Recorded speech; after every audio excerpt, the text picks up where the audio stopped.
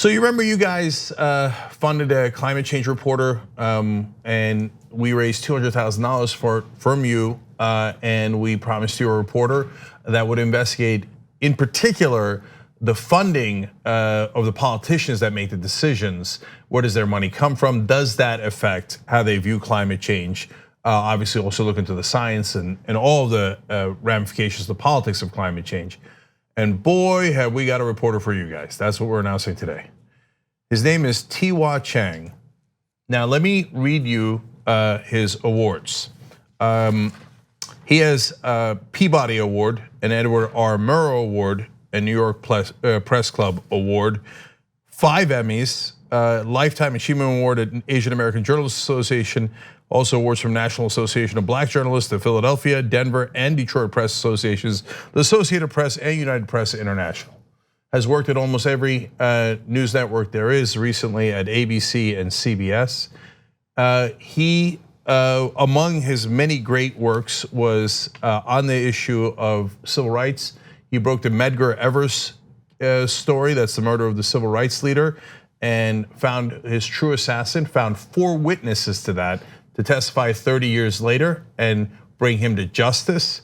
I couldn't be more proud to hire someone who worked on that story and broke that story. And you guys should be proud because you're the ones hiring him. And thank you for doing that.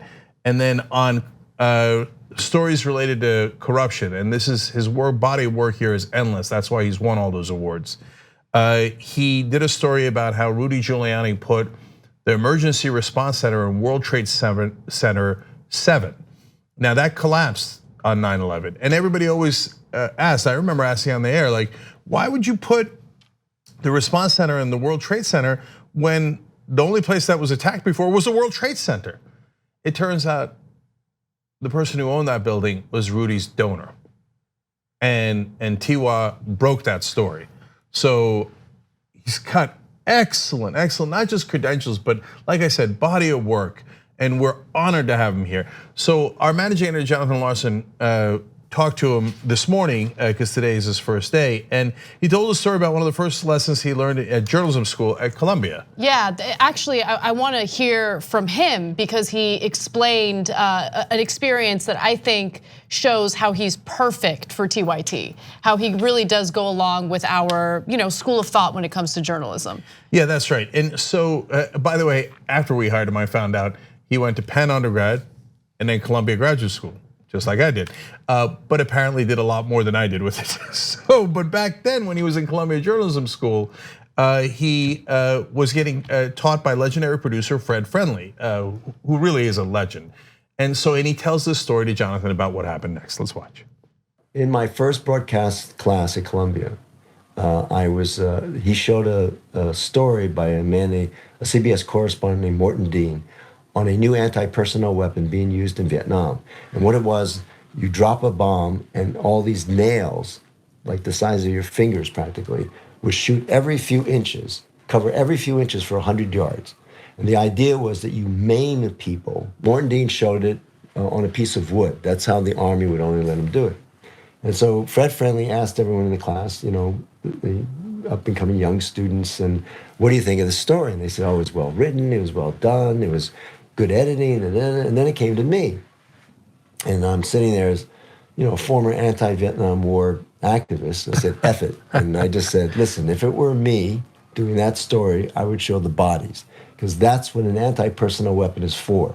It's not for pieces of wood, it's for human beings. And my whole class attacked me. Oh, you're not being neutral, you're taking a position, but it taught me this, that neutrality is not necessarily objectivity, and objectivity is not necessarily neutrality sometimes. And you can't just say both sides, and that's telling the truth. So Fred Friendly now speaks, and he said, if Edward R. Murrow were here today, and I thought he was going to say he kicked Ti-Hua out of the school. He said he said he would back Ti-Hua, because sometimes you have to take a stand. I love that. Oh, it's got TYT written all over it.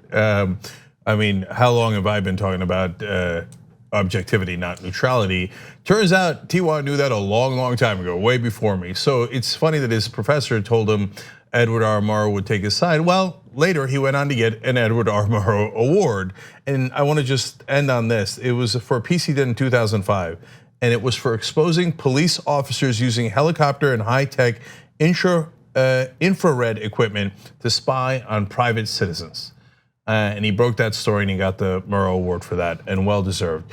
It's really an honor to have him here, and I'm really, really looking forward to his stories on climate change, the money that fuels it, and you can see all of that at tyt.com/investigates. And as usual, we couldn't have hired him without you. Thank you for hiring him for us. And when he does do those stories, please spread them far and wide so people understand why we're not actually fighting climate change. It doesn't have to do with people who don't think, oh God, I'm not sure if 99% of the scientists are correct. It's because they're getting paid not to fight climate change. Let's find out the details, let's find out the facts, and let's report them for you. Thanks for watching The Young Turks, really appreciate it. Another way to show support is through YouTube memberships. You'll get to interact with us more. There's live chat emojis, badges. You've got emojis of me, Anna, John, JR. So those are super fun. But you also get playback of our exclusive member-only shows and specials right after they air. So all of that, all you gotta do is click that join button right underneath the video. Thank you.